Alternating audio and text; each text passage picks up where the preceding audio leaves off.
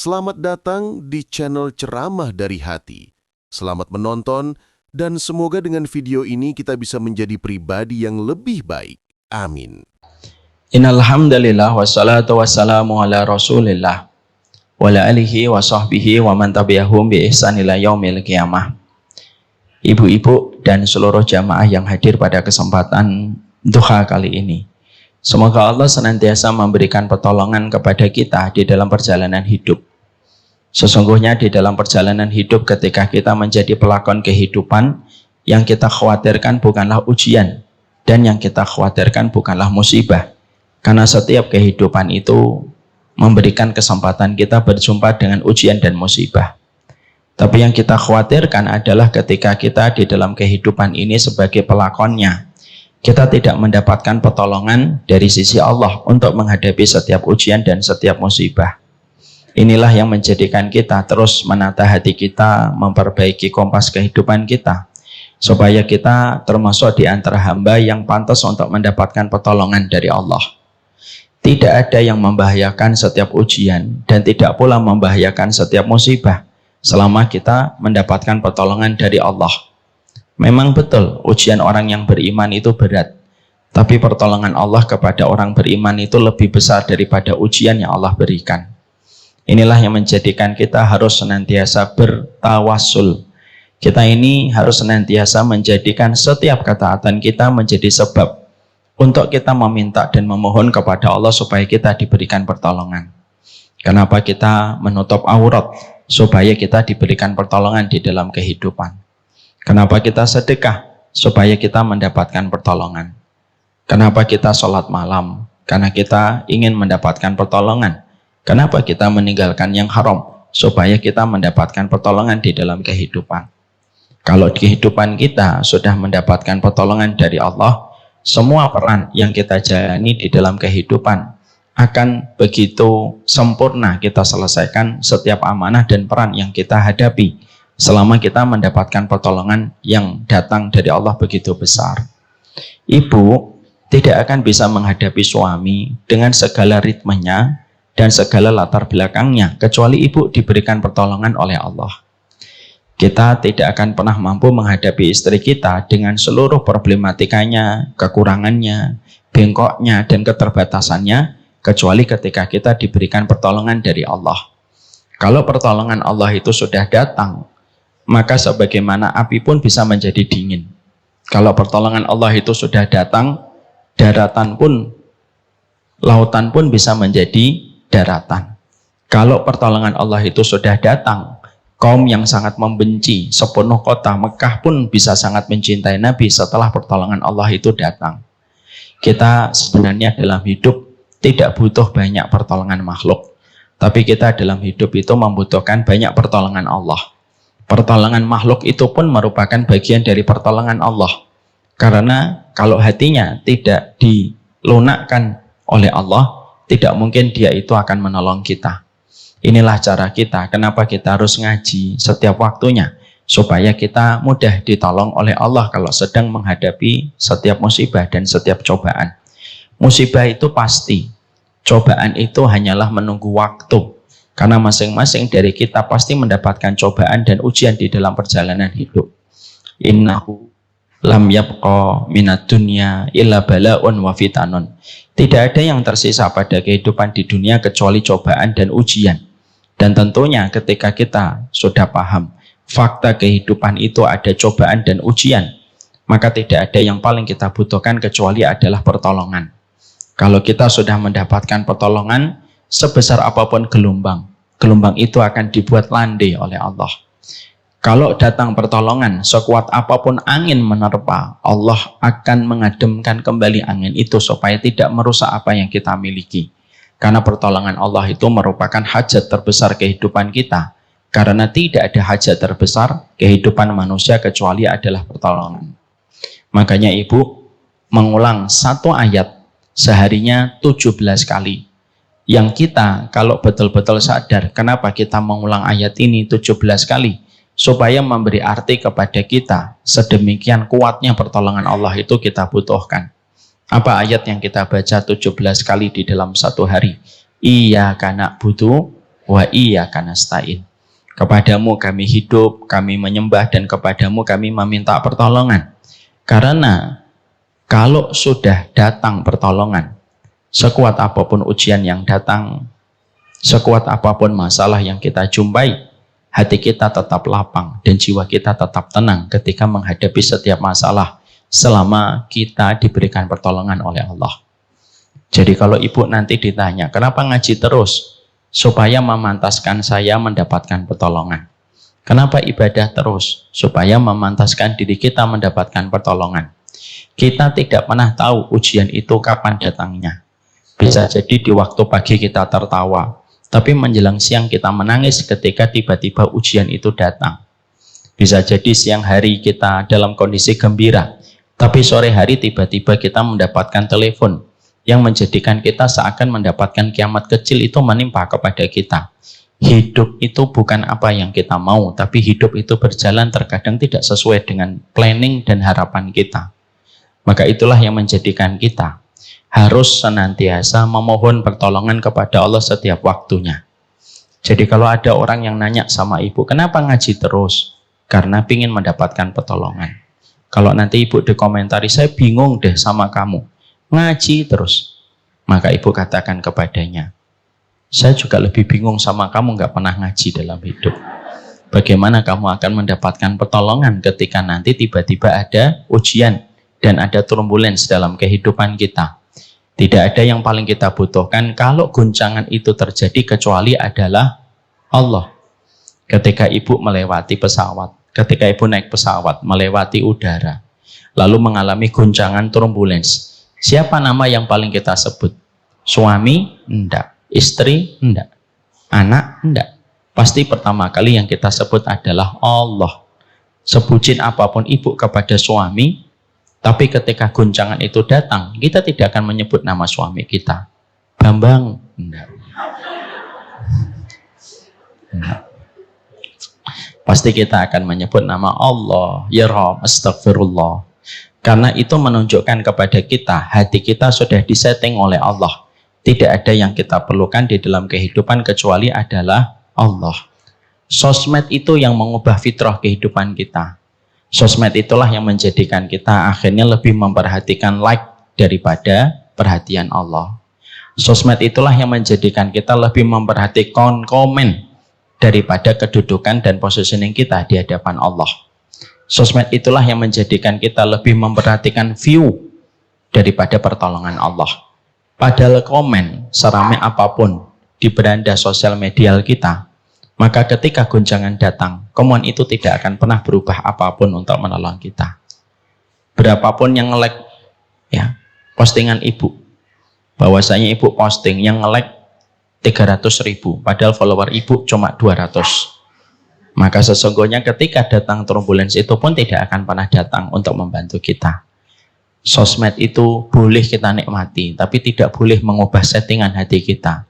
Tidak ada yang paling penting dalam kehidupan kita kecuali adalah pertolongan Allah. Bagaimana kita memantaskan diri mendapatkan pertolongan dari Allah? Taatlah di dalam beribadah, jujurlah di dalam ketaatan. Maka itulah yang memantaskan kita supaya kita mendapatkan pertolongan di sisi Allah. Ada sebuah kata-kata yang sangat indah. Ta'aruf ilallahi firrakhai ya'rifka fisyiddah. Kenalilah Allah di waktu lapangmu, dengan sholatmu, dengan taklimmu, dengan patuhmu, dengan taatmu. Maka Allah pasti mengenali kamu di waktu sulitmu dan di waktu susahmu. Dan saya sudah sering menyampaikan dalam banyak kesempatan, kenapa Allah menolong Nabi Yunus ketika tidak ada satupun manusia, tidak ada yang peduli dengan Nabi Yunus. Bahkan di dalam hadis riwayat Tirmidzi, para malaikat pun tidak tahu kalau Nabi Yunus ditelan oleh ikan paus. Di dalam satu riwayat disebutkan ketika Nabi Yunus ditelan ikan paus, para malaikat itu masih mendengar Nabi Yunus itu berzikir. Tetapi para malaikat menyebutkan dan mengatakan kepada Allah, kami kenali zikir ini dari zikirnya Yunus, tapi dari tempat mana kami tidak ketahui di mana tempatnya Yunus sekarang. Itu menunjukkan bahwasanya malaikat pun masih terbatas keilmuannya dan pengetahuannya. Maka Allah yang menjawab langsung, Itu adalah zikirnya Yunus di dalam perutnya ikan paus ketika Nabi Yunus mendapatkan 3 lapisan kegelapan. Lapisan kegelapan di perutnya ikan paus, lapisan kegelapan di tengah samudra yang begitu minus dengan cahaya matahari, dan yang ketiga, kegelapan di waktu malam ketika gelap gulita itu datang. Tapi siapa yang memberikan pertolongan? Yang memberikan pertolongan adalah Allah dengan pertolongan yang di luar logika. Dijadikan ikan paus itu menepi, dijadikan ikan paus itu merasa mual, dan dijadikan ikan paus itu memuntahkan kembali apa yang ada di dalam perutnya. Itulah pertolongan Allah. Bahwasanya lautan pun bisa menjadi daratan. Pertolongan Allah merubah pisau pun menjadi domba. Pertolongan Allah merubah api menjadi dingin. Dan pertolongan Allah menjadikan seorang ibunda Maryam, seorang diri melahirkan di tengah kondisi ketika beliau dikucilkan dan tidak ada satupun yang peduli. Tapi pada saat itulah ibunda Maryam mampu melahirkan dengan selamat, mampu membesarkan putranya, sampai putranya dipilih oleh Allah menjadi salah satu nabi yang kelak akan membunuh Dajjal, dan hari ini masih diberikan kehidupan sama dengan kehidupan kita. Itulah pertolongan Allah. Menikah itu sama, Bu. Menikah itu yang kita butuhkan bukan cintanya suami, karena cintanya suami tetap terbatas. Yang kita butuhkan dalam menikah itu pertolongan Allah. Itulah yang kita butuhkan ketika kita menikah. Yang kita butuhkan bukan bucinnya istri kepada kita sebagai seorang suami. Walaupun istri saya sangat mencintai saya, Masya Allah. Tapi yang saya butuhkan bukan cintanya dia kepada saya. Tapi yang saya paling butuhkan itu pertolongan Allah. Mendidik anak pun pertolongan Allah. Jangan sampai seringnya kita kajian, seringnya kita mendapatkan nasihat, lalu kita merasa ilmu yang kita dapatkan bisa menjadikan kita mudah membentuk segala sesuatu sesuai dengan kemauan kita. Oh, tidak bisa. Semua itu bagian dari pertolongan Allah. Berzikirlah, beribadahlah, taatlah kepada Allah, jujur kepadanya. Tidak ada yang peduli dengan view kita. Tidak ada yang peduli dengan siapa yang nge-like kita. Tapi yang peduli itu adalah Allah ketika memberikan pertolongan. Jadi kalau kita ngaji, tawasulnya supaya mendapatkan pertolongan dari Allah. Kalau kita sedekah, tawasulnya supaya mendapatkan pertolongan dari Allah. Kalaupun kita bangun tengah malam, tawasulnya supaya kita mendapatkan pertolongan dari Allah. Saya tutup mukadimah ini dengan sebuah kisah nyata. Ada seorang sahabat disengat kalajengking pada waktu sore. Lalu pagi harinya beliau mendatangi baginda Nabi SAW dan mengatakan, la daghatni ala aqrab ya Rasulullah. Tadi sore ada kalajengking menyengat saya. Rasulullah SAW ketika mendapatkan laporan dan curhat itu, apa yang dikatakan Nabi? Nabi mengatakan, laula an taqul fil masa. Kalaulah tadi sore kamu mengucapkan, a'udzu bikalimatillahi tamah min syarri ma khalaq. Kalaulah tadi sore kamu berzikir, ya Allah aku berlindung dari segala keburukan makhluk yang engkau ciptakan, pastilah kalajengking itu tidak menyengatmu di waktu sore tadi. Apa yang kita tangkap dari pesan dan message kisah ini? Pesan yang kuat yang ada pada riwayat ini adalah ketaatan kita secara jujur, ibadah kita secara tulus, itu merupakan sebab kita mendapatkan pertolongan di dalam kehidupan. Ngajilah kita karena ingin mendapatkan pertolongan. Bapak-bapak yang sabar sama istri supaya kita mendapatkan pertolongan. Ibu-ibu juga sabar menghadapi suami. Semoga ibu mendapatkan pertolongan. Saya katakan ya Bu, di balik seorang istri yang bersabar, ada seorang suami yang sedang meneteskan air mata. Jangan merasa paling berkorban di dalam rumah tangga. Saya pernah mendapati kisah nyata, Bu. Ada suami istri yang sudah dekat dengan saya. Saya ceritakan namanya, tapi ini lucu. Qadarullah dua-duanya itu lagi ada masalah. Dua-duanya telepon saya. Dengan waktu yang tidak terlalu lama. Pagi istrinya nelpon ngomong, Ustaz saya mau konsultasi. Saya bilang, saya lagi banyak orang Bu, nanti aja. Ya Ustaz, nanti kalau sudah ada waktu longgar, tolong. Nanti saya mau konsultasi sebentar. Iya. Belum saya tutup, kalau salah 2 jam. Suaminya juga nelpon. Ustadz, saya mau konsultasi. Akhirnya saya buka untuk suaminya dulu. Ceritalah panjang lebar. Bagaimana perselisihan antara beliau dengan istrinya. Dan beliau nangis. Masya Allah Ustadz, istri saya Ustadz. Padahal di waktu sorenya ketika istrinya konsultasi pun sama. Istrinya pun menangis dan berkata, Masya Allah Ustadz, suami saya Ustadz. Saya ingin ketawa, tapi saya nggak ingin menyampaikan. Tapi disitulah kita paham. Ternyata yang merusak kehidupan rumah tangga kita bukan suami kita dan bukan istri kita. Yang terkadang merusak rumah tangga kita itu adalah ketika kita merasa paling berkorban di dalam rumah tangga. Jadi sebelum ibu nanti ngomong, ya Allah Ustadz, suami saya. Bayangkan Bu, ada seorang suami harus menyeka air mata sebelum masuk ke garasi rumahnya. Maka fahamilah bahwasanya rumah tangga itu memang sama-sama meneteskan air mata. Semoga kita mendapatkan pertolongan dari sisi Allah Subhanahu wa taala. Amin insyaallah. Alhamdulillah, tentunya senantiasa kita bersyukur kepada Allah dalam setiap perjalanan kehidupan kita.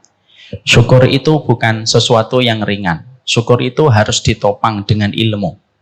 Sabar saja tidak bisa kita lakukan tanpa ilmu. Sebagaimana perkataan yang disampaikan oleh Nabi Khidir, kaifa tasbiru malam tuhit bihi khubra. Gimana kamu mau sabar Musa kalau kamu tidak punya ilmunya? Sama pula, sabar itu harus dilatih dengan ilmu. Makanya kalau ada yang mengatakan, saya orangnya nggak sabaran Ustadz, itu berarti dia tidak mau belajar. Karena sabar itu bisa didapatkan dengan ilmu. Sama pula ketika sabar itu harus dengan ilmu, maka syukur itu pun harus dengan ilmu. Supaya betul-betul kita menjadi hamba yang bersyukur. Para ulama mengatakan sesungguhnya syukur itu terkadang jauh lebih berat daripada setiap kesabaran. Ujian itu lebih mudah mendekatkan kita kepada Allah dibandingkan kenikmatan. Terkadang membuat kita lapang tetapi justru membuat kita lalai. Berulang-ulang saya sering menyampaikan, dinding rumah sakit itu lebih banyak merekam orang yang menangis dan bersedih dan meminta doa kepada Allah secara jujur dibandingkan dinding masjid. Kenapa dinding masjid terkadang jarang merekam orang yang banyak meneteskan air mata? Karena kondisi lapang dan tenang yang sedang kita rasakan terkadang menjadikan kita tidak terasa dekat dengan Allah. Tapi kalau kita sedang digoncang, pada saat itulah kita merasakan dekat dengan Allah. Makanya syukur itu bukan perkara gampang. Kalau ada yang mengatakan ketika diberikan pilihan, milih sabar atau milih syukur, langsung tanpa berpikir dia mengatakan, syukur Ustaz. Tidak segampang itu Ferguson. Ya. Jadi syukur itu tidak semudah yang kita pikirkan. Karena syukur itu sifatnya long term. Dan sabar itu sifatnya short term. Do you understand what I mean? Yes. Gak usah dijawab, yes. Gak usah dijawab. Kenapa sabar itu short term? Karena biasanya sabar itu ketika kita sedang menghadapi cobaan. Tapi syukur kenapa long term? Karena syukur itu biasanya ketika kita mendapatkan kemudahan. Dan kaidah kehidupan itu jauh lebih mudah nikmatnya dan lebih panjang nikmatnya daripada ujian. Kenapa? Ujian itu seujung kuku. Tapi nikmatnya Allah itu sepanjang dan seluas samudra. Makanya sabar itu ketika kita sedang diuji. Tapi syukur itu setiap waktu dan setiap saatnya. Dan itulah yang menjadikan syukur itu berat. Bersyukurlah ibu kepada Allah. Bersyukurlah bapak kita kepada Allah. Syukur kita kepada Allah setidaknya harus terpenuhi dengan 2 syarat yang utama. Supaya betul-betul syukur kita diterima. Syukurnya saya dan bapak tidak akan diterima sampai bertambahnya ketaatan kita. Syukurnya ibu tidak akan diterima sampai bertambahnya ketaatan kita. Ada orang ketika memiliki rumah mengadakan tasyakuran. Tidak apa-apa, mubah. Walimah tasyakur dengan rumah itu diperbolehkan dalam riwayatnya Imam Nawawi. Tapi kalau kita tasyakuran dengan rumah tapi tidak bertambah ketaatan, itu namanya bukan syukur. Syukur itu bukan makan-makan. Syukur itu bukan minum-minum. Tapi syukur itu bertambahnya ketaatan kita setelah kita mendapatkan setiap kenikmatan. Yang kedua yang paling penting, syukur kita tidak akan diterima sama Allah sampai kita, para laki-laki, Dengan perempuan beda, Bu. Syukurnya kita laki-laki tidak akan diterima sampai kita berterima kasih kepada ibu dan bapak kita. Makanya kalau ada anak bersyukur kepada Allah, dia punya istri, dia punya anak, tapi dia bersyukurnya kepada Allah dengan membuat ibu air matanya jatuh dan membuat sedih pada hati bapaknya, syukurnya nggak akan diterima. Demi Allah nggak akan diterima. Maaf ya Bu, ada anak ibu rajin taklim, ngaji tauhid dan ngaji sunnah. Tapi setiap pulang ke rumah dia bertengkar dengan ibunya, dia konflik dengan bapaknya, dia menutup pintu kamar dengan orang tuanya, mengawamkan orang tuanya, membodohkan keluarganya, sampai akhirnya membuat air mata berderai karena jatuh dalam kesedihan menghadapi putranya, walaupun serajin apapun dia taklim dan kajian, sesering apapun dia kajian. Kajiannya 4 kali Bu dia dalam sehari, padahal ustadznya cuma 3 kali kajian, maka tidak akan diterima oleh Allah, tidak akan diterima sama Allah. Ini yang harus kita perhatikan. Banyak anak muda hari ini baru ngaji Bu, tapi ketika mereka baru ngaji, banyak di antara mereka suka menyudutkan ibu dan bapaknya. Memang betul ibu dan bapaknya belum paham, memang betul ibu dan bapaknya belum tahu. Tapi bukankah kewajiban kita kepada orang tua membalut ilmu yang kita dapatkan menjadi sajian dan hidangan terbaik untuk mereka supaya mereka tahu. Bapak, kalau Bapak sholat tahajudnya panjang, dari isya sampai subuh, sedekahnya banyak, puasa banyak, tapi ibu kita sedih gara-gara melihat kelakuan kita, demi Allah, tidak akan diterima syukur kita kepada Allah sampai kita bersyukur kepada ibu dan bapak kita. Sama dengan ibu, tapi beda konteksnya. Syukurnya ibu kepada Allah tidak akan diterima sampai ibu berterima kasih kepada sang suami. Bukan sama ibu saya dulu Ustaz, enggak. Kalau ibu sudah menikah, tidak. Maka syukurnya ibu kepada Allah tidak akan diterima sampai ibu bersyukur kepada sang suami atas setiap jerih payah yang telah mereka lakukan. Selama suaminya tidak melakukan perzinahan, dosa-dosa besar, kemaksiatan yang bisa menggugurkan keimanan, dan tidak melakukan kekerasan, maka wajib seorang wanita syukurnya dia akan diterima sama Allah sebesar keridhaan suami kepadanya. Sebesar suaminya ridho kepadanya, sebesar itu pula kesyukuran ibu diterima. Dan setiap kesyukuran ketika diterima, semakin besar keberkahan yang ibu dapatkan. Ibu ngaji, ibu taklim, ibu puasa sunnah, ibu sholat malam. Tapi ketika hatinya ibu, ketika posisi ibu di hatinya suami tidak diridhoi, maka demi Allah, syukurnya ibu kepada Allah tidak diterima sampai berterima kasih dulu kepada sang suami atas seluruh jerih payah yang telah mereka berikan kepada kita selaku istrinya. Suka tidak suka, mau tidak mau, begitulah kaidah kehidupan ketika kita berterima kasih. Semoga kita senantiasa bisa berterima kasih yang terbaik, bisa terima kasih kepada Allah dengan ketaatan yang bertambah, bisa bersyukur kepada Allah dengan kita berterima kasih kepada ibu kita dan kepada suami kita tercinta. Dan semoga Allah memberikan kepada kita kebaikan di dalam perjalanan hidup. Amin insyaallah. Seluruh jamaah yang semoga Allah rahmati,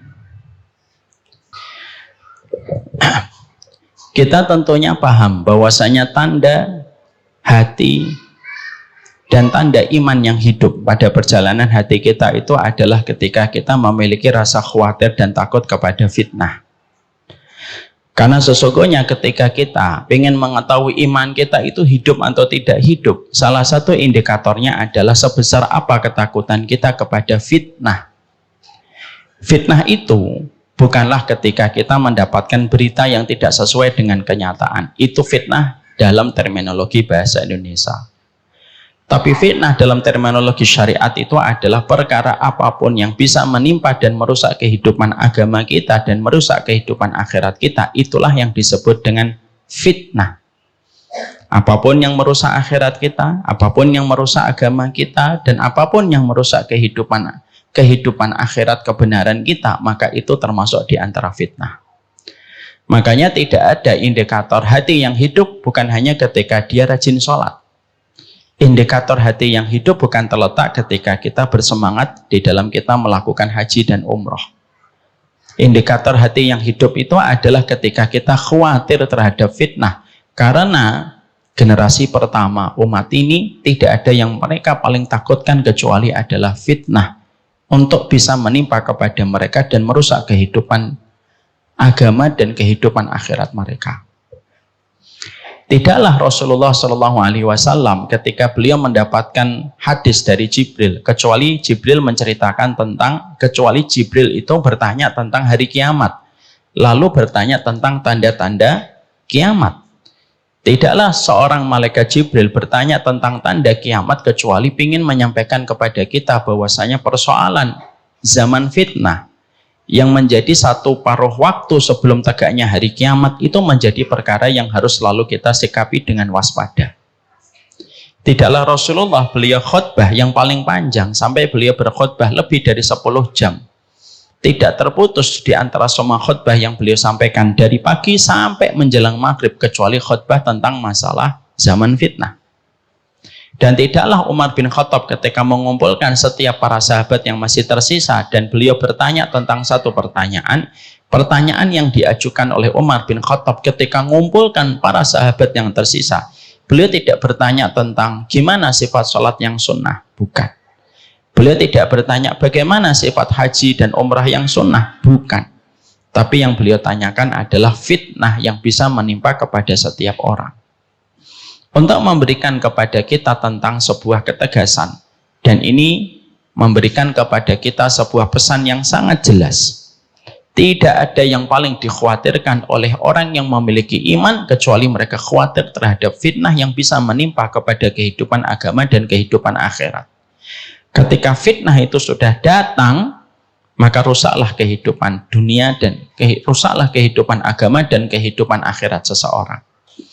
Makanya itulah yang menjadikan akhirnya Nabi memberikan kepada kita banyak sekali penjelasan supaya kita belajar dari setiap penjelasan yang disampaikan Nabi, supaya kita mampu menumbuhkan kewaspadaan di dalam kehidupan kita ketika kita beragama, supaya di dalam kehidupan agama kita jangan sampai rusak akhirat kita, jangan sampai rusak agama kita hanya karena kita bodoh terhadap fitnah, ketika fitnah itu satu kenyataan yang tidak bisa kita ingkari.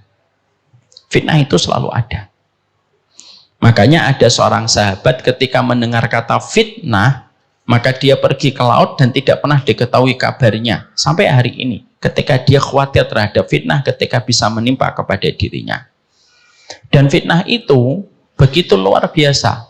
Dia lebih lembut daripada angin, merasuk kepada hati manusia, tetapi mengambil kebenaran pada hati manusia. Sehingga manusia ketika sudah terkena dengan fitnah, maka kebenaran, tauhid, sunnah yang ada pada kehidupan seseorang itu menjadi hilang, musnah dan sirna. Ketika fitnah itu sudah menyapa, ketika tidak kita sikapi dengan sikap yang waspada. Fitnah itu nyata. Dan fitnah itu ada di sekeliling kita pada kehidupan. Datang dari depan, datang dari belakang, datang dari kanan, datang dari kiri. Kecuali semua perkara itu bisa menjadi fitnah dalam kehidupan manusia. Antara kita dengan fitnah itu lebih dekat daripada tali sandal kita. Dan kita tidak pernah tahu kapan fitnah itu akan datang menimpa kepada kehidupan akhirat kita. Bisa jadi ada orang ketika memiliki anak laki-laki, dia merasa aman dari fitnah tanpa kita sadari. Hari ini punya anak laki-laki pun, mereka pun belum jaminan bisa terjaga dari masalah fitnah. Ada kisah nyata, Bu, di kompleks saya. Ada seorang bapak dan ibu yang cukup bangga, anaknya tidak pernah mengenal perempuan. Dan tidak pernah chat dengan perempuan. Handphonenya dicek.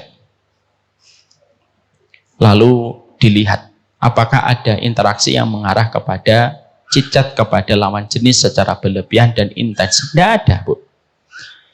Tapi siapa yang menyangka ketika sang ibu dan sang bapak sering menceritakan dengan rasa bangga bahwasanya anaknya laki-laki ketika bertumbuh dewasa tidak memiliki kecondongan kepada perempuan secara berlebihan, tidak punya pacar, tidak ingin punya pacar gitu.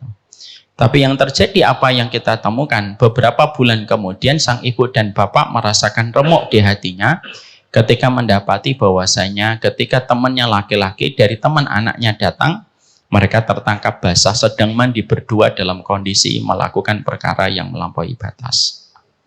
Itulah fitnah. Fitnah itu bisa masuk kapan saja dan kita tidak pernah tahu kapan fitnah itu bisa datang untuk menyergap apa yang kita miliki paling berharga dalam kehidupan. Zina kita takutkan, tapi zina itu bagian dari fitnah. Homo itu paling kita khawatirkan, tapi homo itu bagian dari fitnah. Seorang suami yang selingkuh itu memang kita benci, tapi itu bagian dari fitnah. Atap dari semua yang tadi saya sebutkan, contohnya itu atapnya itu fitnah.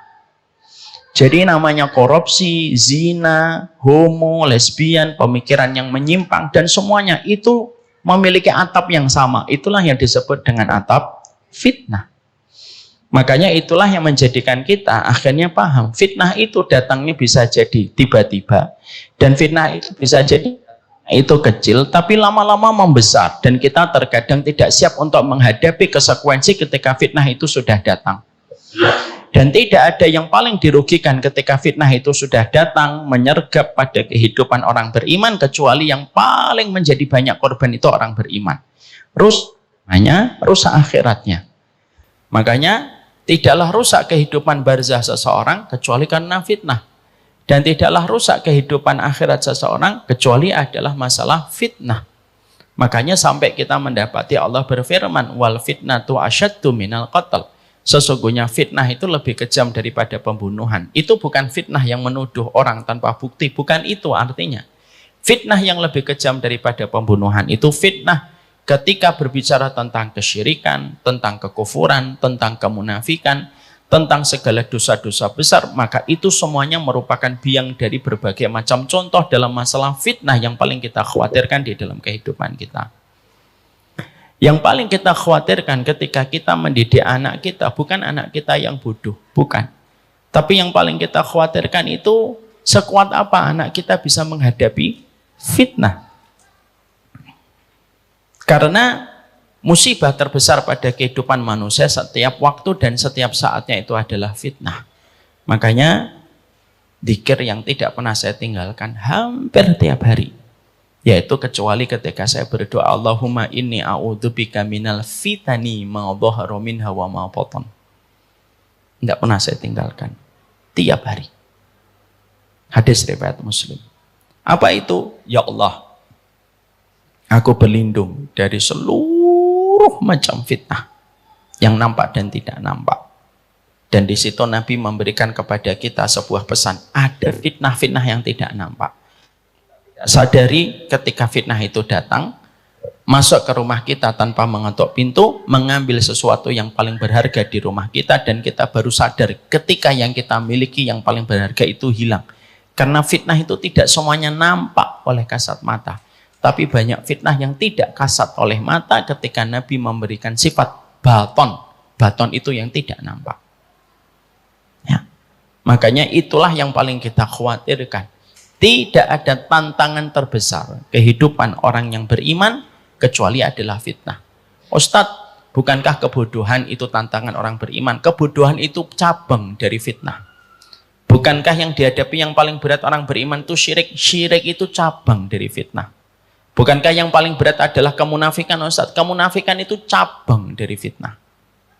Tapi semua deretan dosa besar yang tadi kita sebutkan sebagai contoh, itu ada di bawah sebuah kata bernama fitnah. Setelah kita memahami lawan kita adalah fitnah, tentunya yang paling kita khawatirkan adalah fitnah ketika menimpa kepada keluarga tercinta. Karena keluarga kita merupakan harta yang tak ternilai dalam kehidupan kita.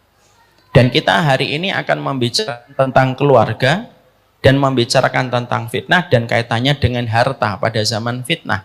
supaya kita tahu bagaimana menyikapi tentang masalah fitnah, terutama dalam konteks keluarga ketika kita lakukan keadaan ekstra kepada keluarga kita, dan bagaimana kaitannya dengan harta, karena fitnah dan harta itu saling berkaitan dan tidak bisa terpisahkan. Sekarang mari kita mencoba membedah bagaimana konteks fitnah dalam masalah harta itu sangat mempengaruhi betul dalam kehidupan kita. Mari kita buka poin yang pertama. Yang pertama ini penting.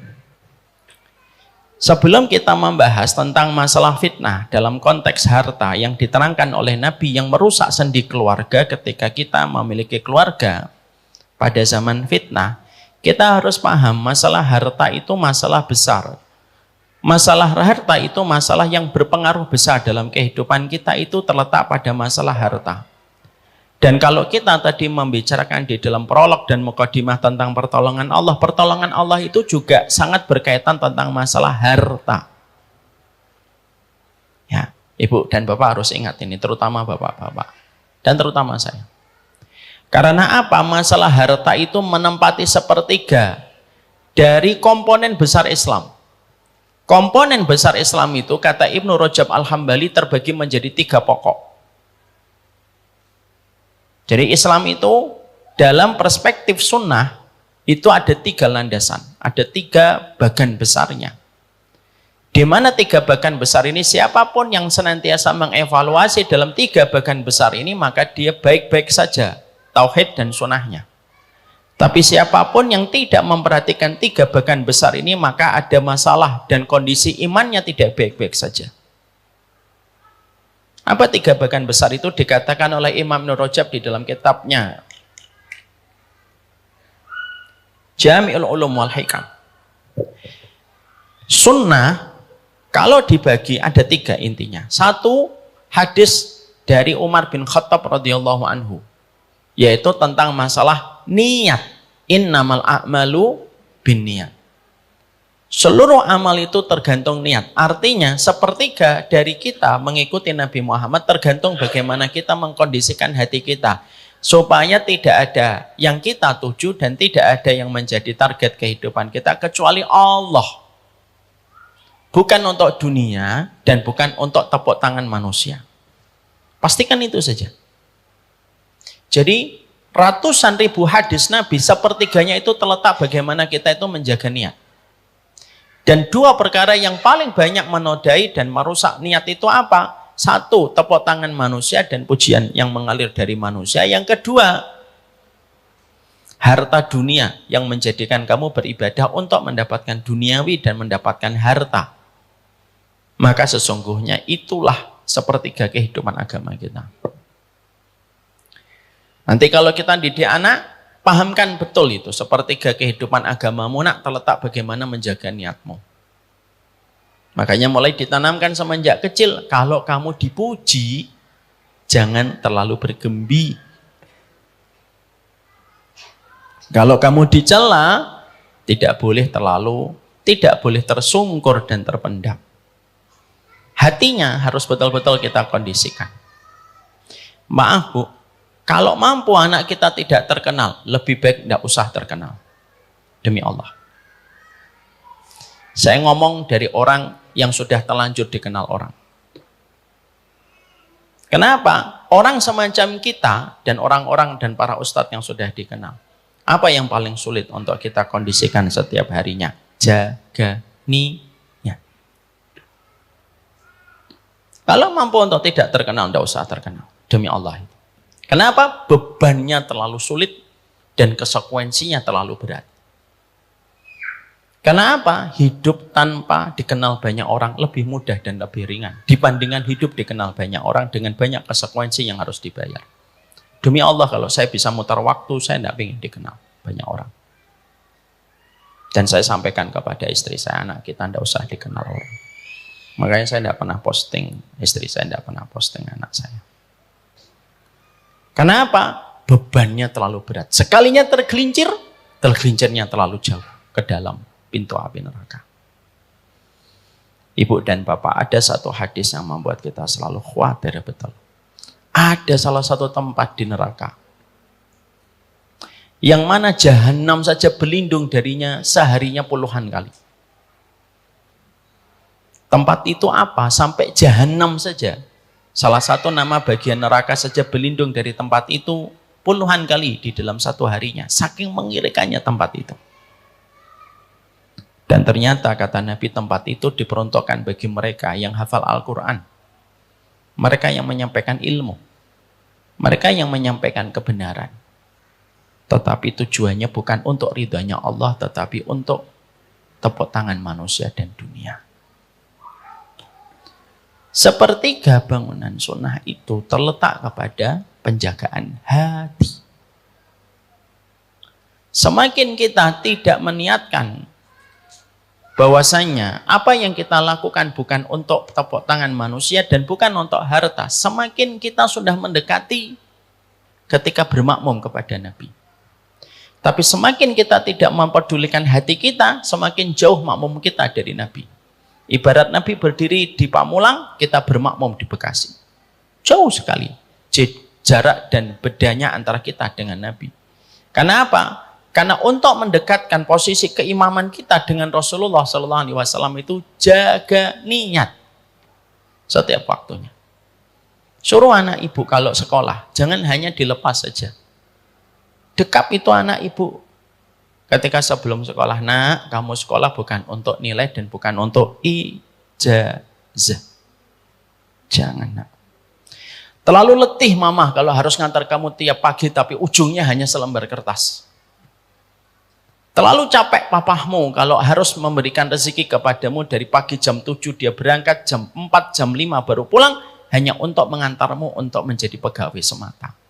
Terlalu rugi. Dekap bu anaknya tiap hari dengan bahasa yang kita rubah supaya dia tidak bosan.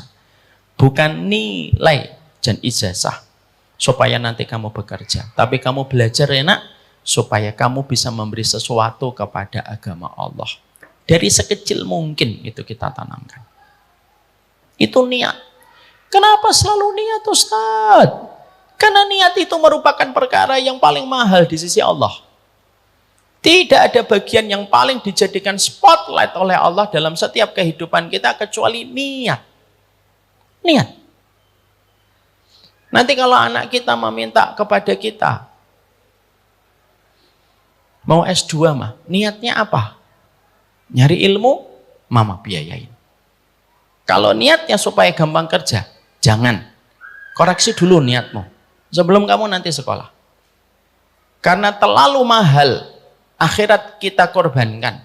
Hanya untuk mereka yang belajar dengan susah payah, dengan biaya yang tidak sedikit. Hanya untuk mendapatkan sekeping dari kenikmatan duniawi dan hanya selembar kertas untuk bisa masuk pada satu profesi yang diinginkan.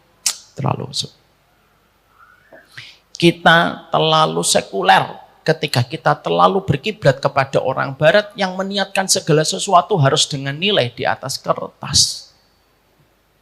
Belajar itu wajib, tapi masuk kepada bagian kehidupan orang-orang yang tidak beriman kepada Allah tidak boleh.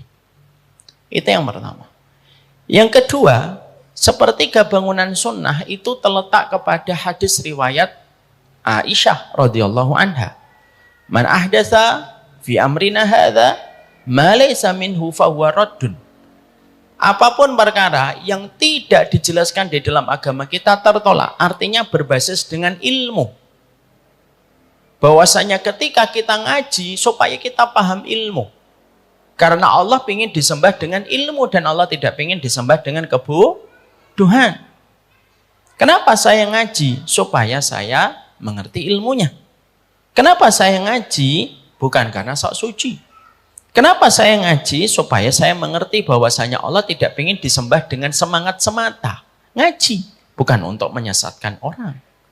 Ngaji bukan untuk membatil-batilkan orang dengan begitu mudah. Ngaji supaya kita paham menyembah kepada Allah dengan ilmu dan bukan menjadikan status kita lebih tinggi daripada orang yang tidak ngaji sama dengan kita.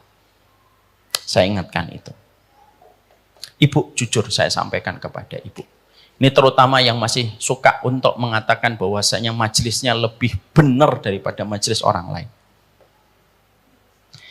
3 minggu atau 1 bulan yang lalu kita dikagetkan dan kita ikut bergembira dengan wafatnya seorang ustadz, dengan wafat yang sangat indah di atas mimbar. Tahu kita? Hari apa? Hari Jumat. Sedang apa? Khutbah. Sekarang kita tanya dan kita bedah kematian beliau dan wafatnya beliau yang indah sebagai bagian dari cara kita ghibtoh kepada beliau. Tidak ada hari yang terbaik dalam satu pekan kecuali hari Jumat. Tidak ada jengkal tanah yang terbaik kecuali masjid. Dan di antara masjid, mana jengkal yang terbaik? Mimbar. Semua bagian ini sampai bawah atas, mana yang paling mulia? Ini yang paling mulia. Makanya kalau sudah ada orang yang ngomong di sini, tidak boleh ngomong. Tidak ada yang boleh bicara. Kenapa kalau ustadz yang ngomong saya boleh bicara? Karena saya nggak di atas mimbar. Makanya tadi ada yang masih bisik-bisik, jam berapa sih ini? Gitu. Setengah 12 bu, saya jawab. Karena saya tidak di mimbar. Nggak langsung dosa dan tidak langsung batal pahala ibu ketika ikut taklim. Tapi kalau saya sudah berdiri di sini, maka seketika idza qala li sahibika ansit wal imamu yakhtubu faqad lagauta. Kalau khatib sedang bicara di atas mimbar lalu kamu bicara sama temanmu, kamu batal, apalagi teman kamu. Ibu pernah nggak gitu? Nggak pernah, karena ibu nggak pernah sholat Jumat. Itu yang kedua. Ya. Itu yang ketiga. Hari Jumat di masjid dan di atas mimbar. Tapi mari kita jujur melihat beliau. Apakah beliau 100% frekuensi ilmunya sama dengan kita? Enggak, Bu. Saya yakin seluruh ibu-ibu yang di sini dan di bawah, apakah semuanya pernah mendengar kajian beliau? Enggak. Apakah semua dari kita cocok dengan beliau ketika ngisi? Enggak. Beliau juga tidak pernah menepuk dadanya sebagai ustadz sunnah. Dan orang-orang yang sering menggembur-gemburkan dengan kata-kata ustadz sunnah dan ustadz bukan sunnah juga mengkategorikan beliau bukan ustadz sunnah. Ya atau tidak? Ya atau tidak? Tapi meninggalnya di atas tempat yang terbaik di antara masjid-masjidnya Allah. Dan itu menjadi pelajaran untuk kita. Terkadang ada orang yang terkadang tidak selalu harus 100% frekuensinya sama dengan kita, lalu bisa mendapatkan husnul khatimah. Untuk memberikan arti kepada kita bahwasanya hidup kamu itu bukan hanya tentang diri kamu, antara diri kamu dengan Allah. Supaya kita belajar bahwasanya kehidupan kita wajib memegang pendapat yang paling kuat, tapi menghormati orang yang beriman sebagai umatnya Nabi Muhammad yang terkadang tidak sama dengan pilihan kita, itu juga sama pentingnya. Ada nggak orang NU yang mati husnul khatimah? Banyak. Ada nggak orang Muhammadiyah yang mati husnul khatimah? Banyak, Bu. Ada nggak orang IM yang mati husnul khatimah? Banyak. Ada itu Mang Odet, orang Bandung kalau nggak salah, mungkin IM atau apa. Beliau wali kota Bandung meninggal ketika sholat 2 rakaat sebelum melaksanakan khutbah. Ada Ustadz Syatibi yang videonya sempat viral ketika beliau sedang ngisi kajian gitu. Orang Mampang, orang Al-Hikmah lalu meninggal dunia. Itulah yang menjadikan kita akhirnya memahami betul. Ilmu yang kita pelajari, ambil pendapat yang paling kuat. Tapi menghormati pendapat orang lain yang terkadang tidak sama dengan kita, penting. Udah nggak laku sekarang itu cara kita untuk mendoktrin kepada pengikut kita supaya hanya mau kepada kita dan menutup mata kepada orang selain kita. Kita tidak pernah tahu kebaikan orang itu di hadapan Allah sehingga kita tidak boleh untuk menjudge-nya begitu instan dan begitu mudah. Ini bukan berarti nanti ibu tidak peduli dengan ilmu, harus peduli dengan ilmu. Tapi cara kita menghormati orang lain itu teramat penting supaya kita paham.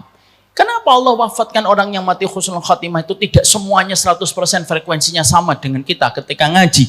Supaya membuka mata kita, supaya membuka mataku, supaya membuka matamu.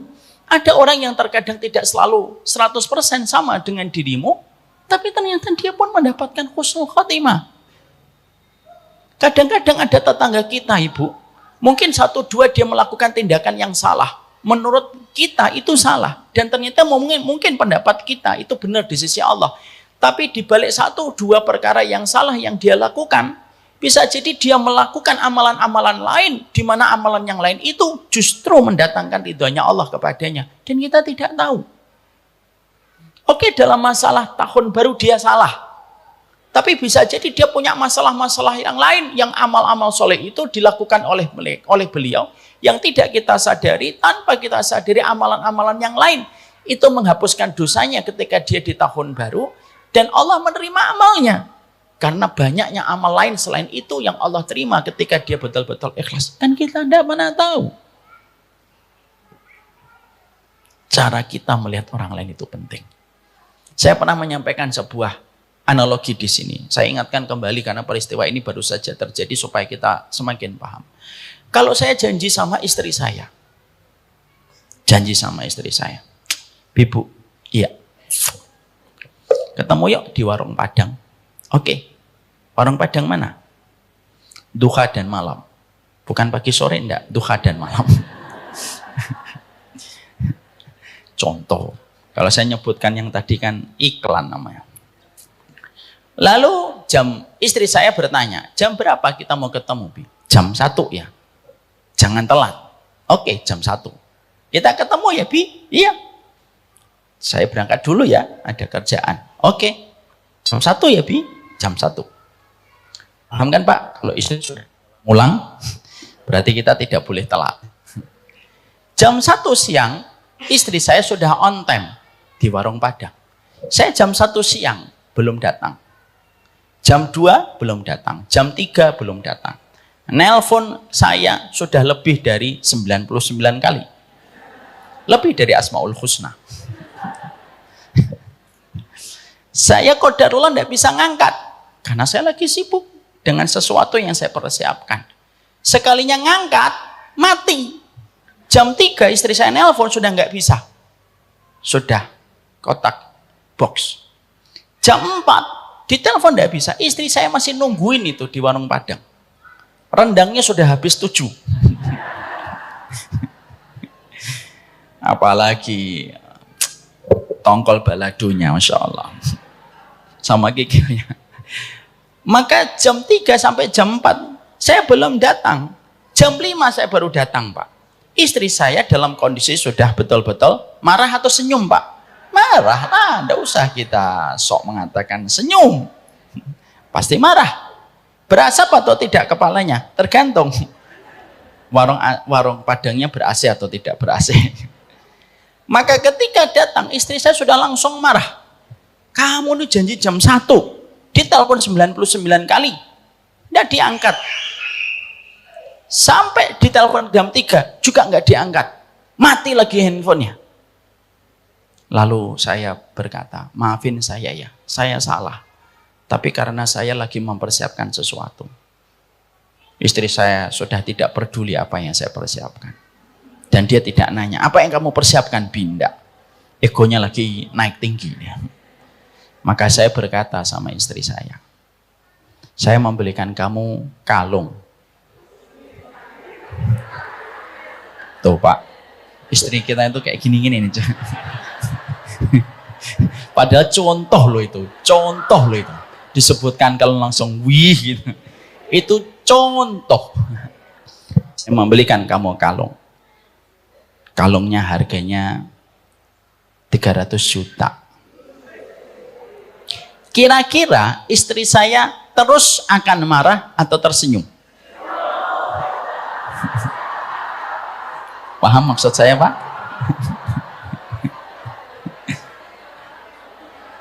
Memaafkan saya atau tetap menganggap saya bersalah?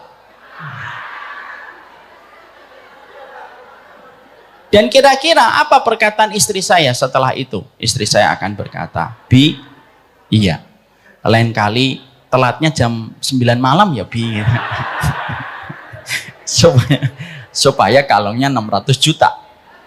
Paham di sini? Jangan sampai nanti pulang ditanya, tadi ngajinya apa? Ustadz beliin kalung 200 juta. Enggak. Bukan itu. Intinya adalah bahwasannya bisa jadi kita punya salah. Tapi bisa jadi ada kebaikan-kebaikan yang dilakukan yang menjadikan akhirnya Allah itu ngampunin kita. Bisa jadi tetangga kita ketika ada yang meninggal, dia salah mengambil pendapat ijtihad. Tapi dalam masalah yang lain dia memiliki kebaikan yang tidak kita sadari, Bu. Paham di situ? Sehingga akhirnya nanti sepertiga yang kedua ketika kita mengikuti sunnah, sepertiga yang kedua itu kita pastikan bahwasanya setiap apapun dalam kehidupan kita tidak pernah lepas dari ilmu. Janganlah kita merasa bahwasanya yang membaca kitab itu hanya kita. Janganlah kita merasa bahwasanya yang membaca kitab itu hanya guru kita. Seakan-akan guru lain tidak ada yang membaca kitab. Jangan punya sikap kayak gitu. Dan saya itu tidak memusuhi siapapun, yang kecuali yang saya musuhi itu adalah sikap kita sesama muslim itu. Jangan sampai kita itu gampang untuk memusuhi orang yang beriman. Kita tidak cocok, wajar. Emang kita harus cocok supaya kita saling mencintai gitu. Kalau ada seorang guru ngaji, dakwah, tapi sekali gurunya keluar dari masjid tidak mau menyapa kepada guru yang lain yang tidak sama dengan dirinya kecuali yang disapa muridnya, terus kita belajar apa dari dirinya? Setiap orang bisa menyampaikan teori tentang persaudaraan, tapi tidak setiap orang bisa menyampaikan keteladanan dalam persaudaraan. Saya lebih senang anak saya belajar dari orang yang standar ilmunya, tapi memiliki kemuliaan akhlak ketika dia menyikapi orang lain. Itu jauh lebih saya senangi untuk anak saya, daripada anak saya belajar dengan orang yang pintar, tetapi mereka justru membangun istana-istana tinggi hanya untuk menjadikan merasa jumawa dan melangit dengan apa yang mereka pelajari. Tidak. Jangan gitu. Maka itu yang kedua. Yang ketiga, bangunan sunnah itu yang ketiga itu apa? Bangunan sunnah yang ketiga itu adalah Nu'man bin Bashir. Apa itu hadisnya? Innal halala bayyinun wa innal harama bayyinun. Wa bainahuma umurun mutasyabihat. Yang halal itu jelas, yang haram itu jelas, dan di antara keduanya itu perkara syubhat. Ini di mana Nabi itu menyampaikan kepada kita pada poin yang pertama masalah kita, keluarga, dan harta. Itu yang pertama, poin yang paling penting. Sepertiga dari komitmen kita kepada sunnah itu terletak bagaimana penjagaan kita tentang masalah harta, supaya harta kita tidak tercampur dengan syubhat dan tidak tercampur dengan yang haram. Berarti menunjukkan kepada kita bahwasannya kalau kita ingin supaya mengevaluasi kehidupan kita, apakah saya ini betul-betul sunnah, apakah saya betul-betul bertauhid di atas akidah Ahlussunnah wal Jamaah, maka cara untuk mengkoreksinya dalam 3 perkara. Sebesar apa kamu melihat keikhlasan hatimu, sebesar apa cintamu kepada ilmu, dan yang ketiga, sebesar apa kamu hati-hati terhadap masalah harta. Makanya kalau ada orang sering ngaji dari seorang laki-laki, tapi dia tetap sama, tidak peduli tentang bagaimana dia menjumput hartanya dan mengambil hartanya, ada sepertiga bangunan akidah dan bangunan sunnah yang rusak pada dirinya. Ketika kebaikan dan kebenaran sunnah itu terletak sepertiganya itu pada penjagaan tentang masalah harta. Makanya maaf ibu, para wanita terdahulu itu ketika mereka mengkondisikan suaminya, mereka selalu berkata, nasbir alal jau' wala nasbir alal nar. Bang, kita itu sabar kalau kita itu lapar, tapi kita tidak sabar kalau kamu pulang membawa neraka. Kenapa ini menjadi masalah yang besar dalam kehidupan agama kita? Karena harta itu bukan masalah kecil, dia masalah besar. Memang harta dan dunia itu sebagaimana sepotong sayapnya seekor nyamuk. Betul, dunia dan isinya kalau dikumpulkan itu tidak lebih sayapnya seekor nyamuk. Memang betul tidak lebih dari sayapnya seekor nyamuk. Tapi ketika mendapatkan dengan cara yang haram, murkanya Allah lebih daripada apapun. Tidaklah Nabi Adam dikeluarkan dari surga bukan karena zina, dan tidaklah Nabi Adam dikeluarkan dari surga bukan karena kezaliman. Dikeluarkan Nabi Adam pertama kali dari surga karena memakan buah yang diharamkan oleh Allah untuk memberi arti kepada kita. Dosa yang paling banyak dilakukan manusia itu adalah syahwat. Dan syahwat itu bertumpu dalam 2 perkara. Syahwat tentang masalah kemaluan, dan syahwat tentang masalah dunia yang dia makan dan dia nikmati. Itu masalah dunia. Makanya akhirnya pada poin yang pertama, penjagaan pertama kita ketika sudah membicarakan tentang masalah harta. Kenapa sepenting itu masalah harta dalam penjagaan kita? Karena masalah harta mempengaruhi bagaimana kita ketika bermakmum kepada Nabi Muhammad SAW. Cara kita bermakmum kepada Nabi itu tergantung bagaimana cara kita untuk menjaga dari harta yang haram. Semakin bersih harta kita dari yang haram, semakin dimudahkan oleh Allah. Semakin harta kita makan dengan cara yang haram, semakin rusak kualitas kehidupan keluarga kita. Makanya maafkan, ingat gak Bapak dan Ibu, saya pernah menyampaikan perkataan dari Syekh Mutawalli Sya'rawi. Harta itu ada dua. Ada harta yang mengawetkan, ada harta yang sifatnya merusak. Apa itu harta yang sifatnya merusak? Harta yang sifatnya merusak itu adalah hartanya bisa jadi banyak, tapi merusak. Mungkin dapatnya 1 miliar, tapi suaminya berzina. Mungkin dapatnya 3 miliar, tapi anaknya menghamili orang. Mungkin dapatnya 5 miliar, tapi antara dirinya dan anaknya tidak pernah terjadi komunikasi yang akrab dan hangat antara bapaknya dengan ibunya, atau antara bapaknya dengan anaknya. Mungkin dapatnya 6 miliar, tapi dia menghadapi satu pembiayaan jauh lebih besar daripada uang yang dia miliki. Itu namanya harta yang merusak, Bu. Dan yang paling kita khawatirkan itu apa? Bukan fakirnya yang paling dikhawatirkan orang beriman. Tapi yang paling dikhawatirkan orang beriman itu ketika hartanya merusak. Dan harta yang merusak itu tergantung bagaimana cara dia ketika mendapatkan harta. Ada harta yang kedua, ada harta yang sifatnya mengawetkan. Harta yang mengawetkan itu bagaimana? Dijadikan mungkin banyak, dijadikan pula terkadang itu sedang. Gajinya cuma 5 juta, tapi kebutuhannya 3 juta. Dijadikan cuma 5 juta, tapi 5 anaknya tuh sayang banget sama abahnya. Setiap abahnya pulang, ada yang langsung membukakan pagar, ada yang mengambil tasnya, ada yang mengambil kunci motornya, ada yang melepaskan sepatu abahnya, ada yang langsung mengambilkan air putih abahnya, ada yang langsung menawarkan kepada abahnya, "Bah, mau dipijit, bah." Itu namanya mengawetkan. Hartanya mungkin cuma 3 juta per bulan, tapi ketika anaknya tidak mampu sekolah dan tidak mampu abahnya menyekolahkan ke tingkat lanjutan, abahnya berkata sama anaknya, "Maaf ya nak, abah nggak bisa nguliahin kamu tahun ini. Harta abah lagi cekak, kamu sabar dulu ya." Lalu anaknya dijadikan oleh Allah lembut menjawab tanpa marah-marah, "Nggak apa-apa bah, abah fokus aja untuk adik-adik. Abang nanti bisa nyari beasiswa sendiri kok. Dan alhamdulillah kelihatannya sebentar lagi abang nanti dapat beasiswa." Itu mengawetkan. Pernah kita jumpai, Bu, ini pernah saya sampaikan. Pernah nggak kadang kita jumpai ada anak kita minta apa saja itu sungkan gitu sama kita. Sampai kita sama istri kita kadang ngomong, "Ini anak kita yang nomor ini kok jarang minta ya." Iya ya, jarang minta ya. Ditawarin apa aja bilang nggak usah ma, nggak usah pa, masih cukup kok. Itu namanya mencukupkan. Ada nggak harta anak kita itu terkadang Masya Allah gitu, tasnya sudah robek-robek gitu. Lalu kita menawarkan, "Nak, tasmu itu nak sudah robek-robek nak, diganti tas yang baru ya nak." Lalu anak kita mengatakan, "Nggak apa-apa kok bah, yang penting ini tasnya masih bisa kepake.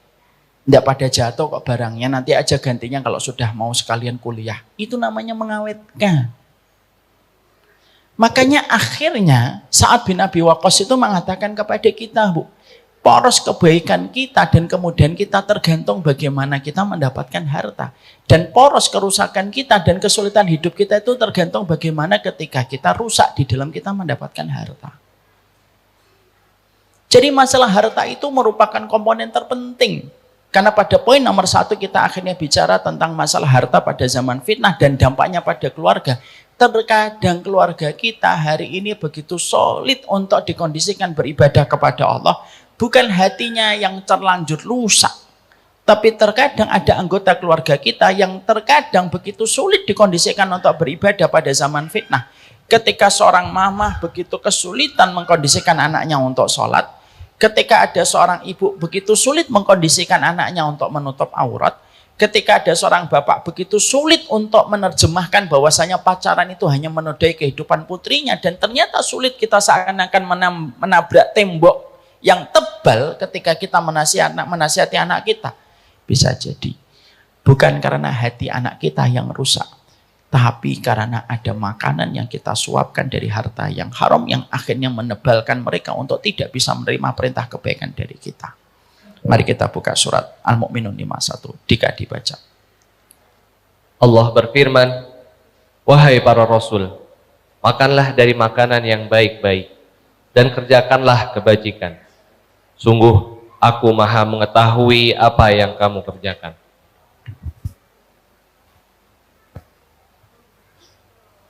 Allah menyampaikan kepada kita di dalam surat Al-Mu'minun ayat 51. Mari kita bedah bareng-bareng. Ya ayyuhar rusul kulum minat thayyibati wa'malu salihah inni bima ta'maluna alim. Perintah ini perintah agung, karena perintah ini secara spesifik ditujukan kepada para rasul. Jadi kalau ada satu ayat dimulai dengan ya ayyuhar rasul dan ya ayyuhalladzina amanu, berarti ya ayyuhar rasul itu lebih tinggi. Karena perintah itu diberikan spesifiknya kepada setiap para rasul.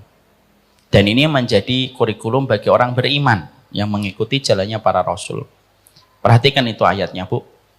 Apa perintah yang Allah berikan kepada para rasul? Yang pertama pada ayat ini. Di dalam ayat ini ada dua perintah dan ada satu kondisi keadaan. Saya ulang kembali. Surat Al-Mu'minun 51 ada dua perintah dan satu kondisi keadaan.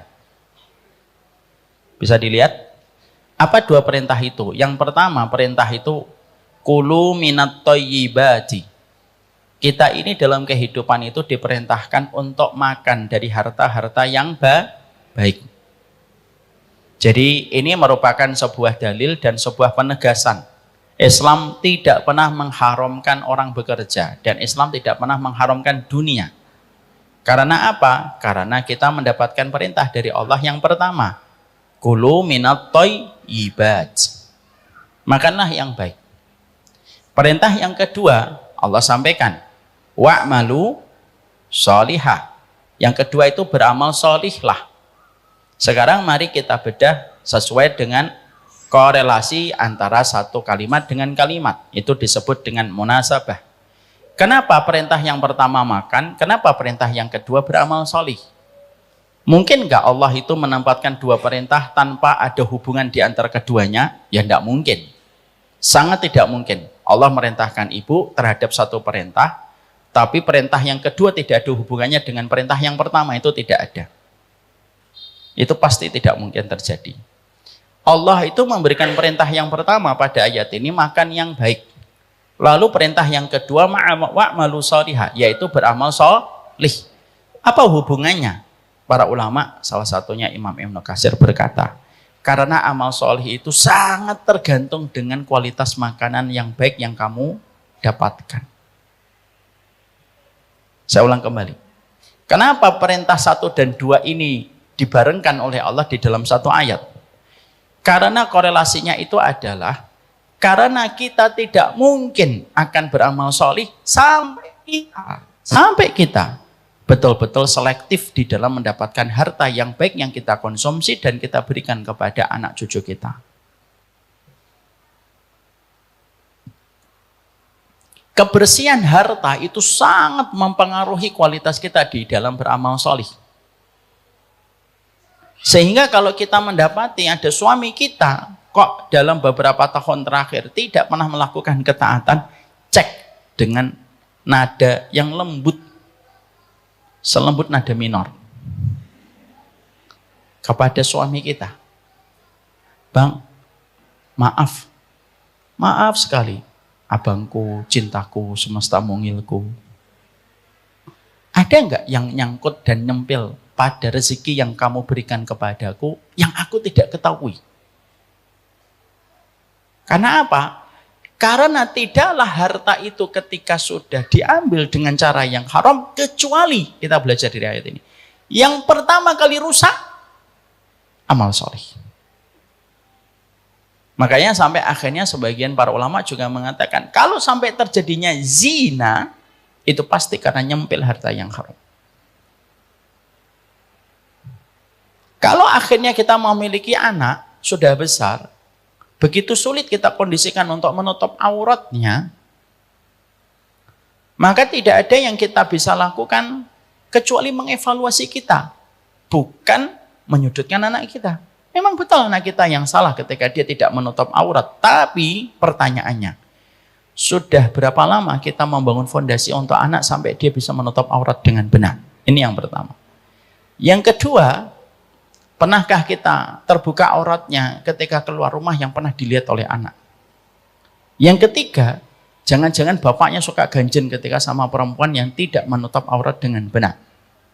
Yang keempat, bisa jadi ada harta yang berjalan ketika tidak sesuai dengan apa yang Allah perintahkan.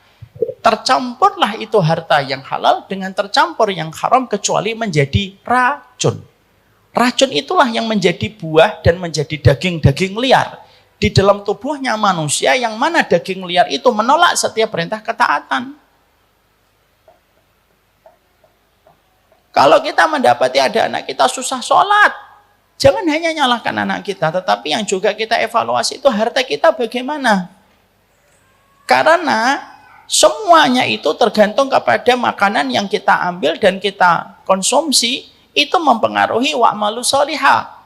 Lalu Allah menyampaikan apa? Ini bima ta'maluna alim. Allah itu yang paling tahu, walaupun manusia itu kadang-kadang suka denial. Manusia itu kadang-kadang suka nolak. Saya enggak kok, bersih semua harta saya. Allah yang paling tahu harta kamu itu bersih atau enggak bersih. Makanya akhirnya betapa sulitnya ketaatan itu terjadi pada kehidupan pada zaman fitnah. Kenapa? Karena harta ketika dibuka oleh Allah dengan begitu luar biasa, orang itu serampangan ketika mereka itu mengambil harta. Sehingga tidak lagi peduli sebersih apa hartanya untuk dia ambil. Lalu ketika dia tidak memiliki screening di dalam mengambil harta, pertama kali yang pasti rusak itu pasti kehidupan keluarga dan kehidupan anak.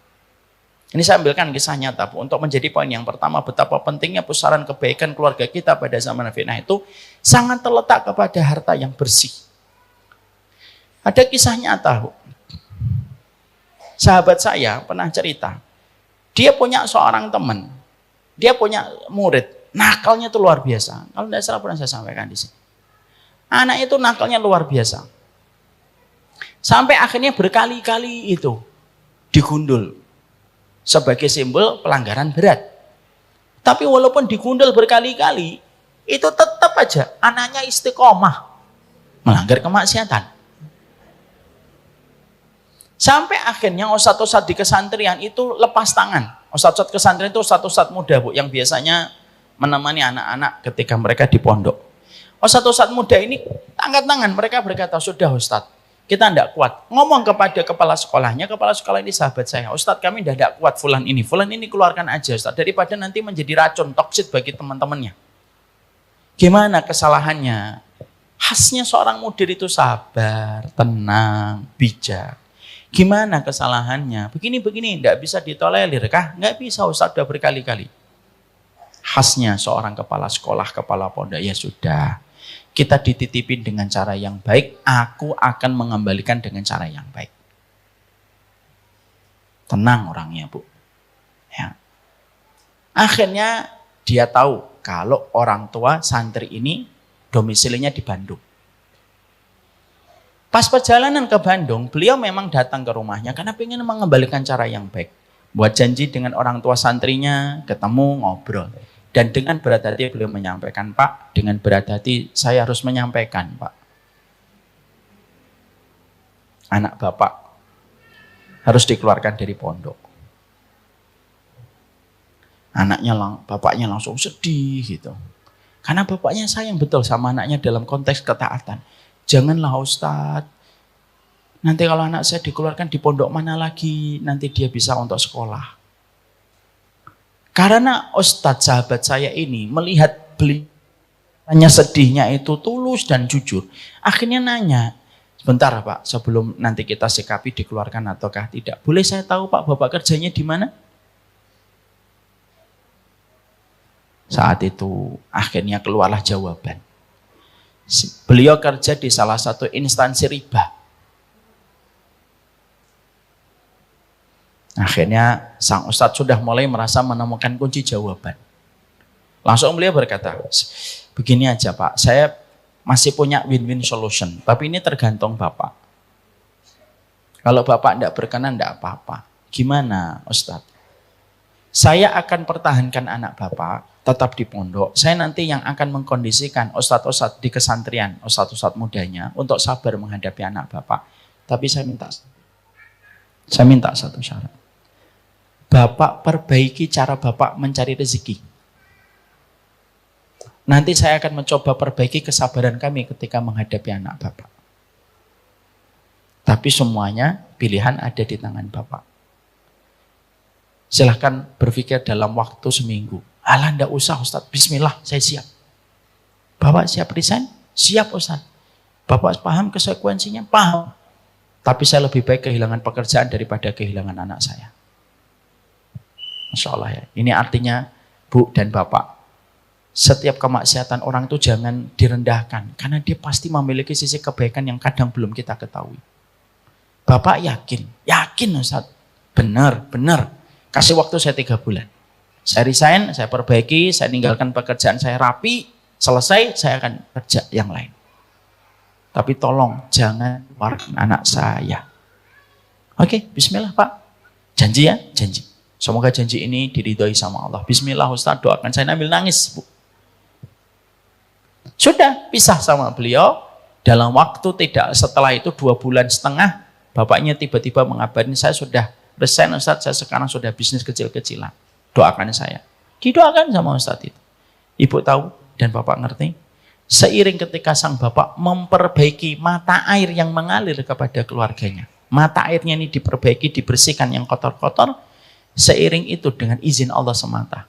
Anaknya pelan-pelan membaik. Pelan-pelan tidak lagi mengulang kesalahan. Pelan-pelan tidak mengulang kemaksiatan. Bapak dan Ibu tahu, ujungnya anak ini akhirnya hafal 30 juz. Dan hari ini anak itu telah menjadi ustadz muda di pondok itu. Pondok yang hampir mengeluarkan beliau. Kisah ini hikmahnya besar. Kisah ini disampaikan sahabat saya dan beliau mengatakan, sampaikan Ustadz, betapa memperbaiki mata air itu penting sekali. Makanya betul kalau kita membaca dalam kitab yang saya tulis ini, mata air harta itu berperan besar dalam setiap aliran air kebaikan yang ada pada kehidupan. Makanya maaf, terkadang ada anak yang mabuk, bukan anaknya yang salah. Tapi apa yang disuapkan bapaknya sampai dia lebih menikmati mabuk daripada menikmati teh hangat yang saya bawa dari Bekasi. Di balik anak yang dia pakai celana pendek dan rela untuk dijamah oleh laki-laki manapun tanpa ada konsekuensi manapun, sebelum kita menyalahkan dia, tanya, harta apa yang pernah kita suapkan kepadanya sampai menjadikan tubuhnya lebih condong kepada kemaksiatan daripada panggilan Allah. Di balik setiap anak yang tidak mampu mendengarkan Quran lama, tanya sama diri kita, demi Allah, harta apa yang pernah kita suapkan kepadanya sampai akhirnya menjadikan telinganya tidak bisa mendengarkan panggilan Allah. Padahal panggilan Allah itu panggilan pertama kali yang dia dengarkan di dalam rahim ibunya ketika dia dikandung di dalam rahim ibunya. Bukan mereka yang salah. Terkadang kita yang salah menyuapnya dengan harta yang tidak benar. Yang pertama, kita harta dan zaman fitnah. Rusaknya setiap keluarga pada zaman fitnah itu tidak pernah lepas kaitannya dengan masalah harta. Itu poin yang pertama. Paham di sini, Bu? Apa poin yang kedua? Poin yang ketiga. Kita bahas kapan-kapan insya Allah. Semoga Allah memberikan keberkahan untuk apa yang kita pelajari insya Allah. Sudah 11:30. Kalau sudah panas-panas gini itu tidak tepat banyak pertanyaan.